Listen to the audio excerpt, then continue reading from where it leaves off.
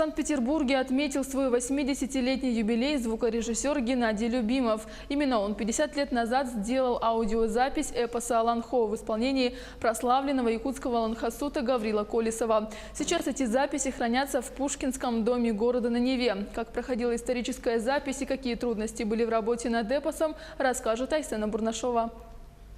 Аланхо Нюргун-Батор – стремительный памятник якутского народного творчества. Он был воссоздан в начале 21 века великим писателем Платоном Аюнским. И ровно 50 лет назад национальный эпос был увековечен в записи. На граммофонной пластинке фирмы «Мелодия» по сей день звучит голос аланхасута Гаврила Колесова. Запись эпоса проводилась в капелле Ленинграда. По воспоминаниям звукорежиссера Геннадия Павловича Любимова, тогда были сложности с акустикой. Справлялись как могли.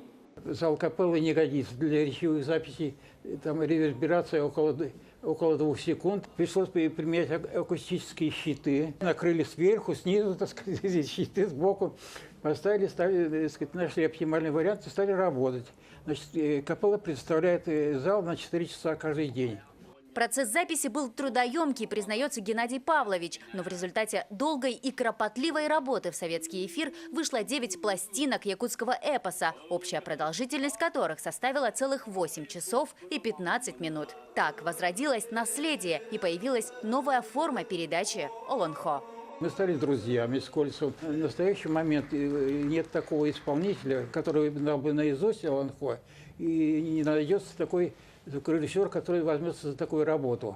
Работа якутского аланхасута Гаврила Колесова и ленинградского звукорежиссера Геннадия Любимова получила широкое признание радиослушателей. Сейчас эти записи, как и многие другие, находятся в этномузыковедческом хранилище страны, в Пушкинском доме города на Неве. Но технологии не стоят на месте. Так развиваются не только способы хранения истории, но и способы передачи национального эпоса, иногда приобретая самые удивительные формы.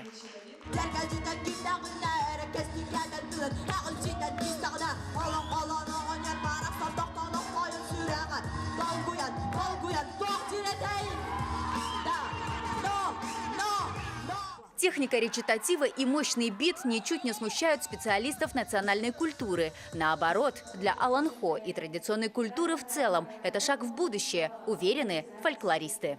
Строить через аланхо в любом формате, да, они через это тоже передают нашу традиционную культуру. Так что, я думаю, молодежь является пропагандистами и как бы возродителями нашей традиции.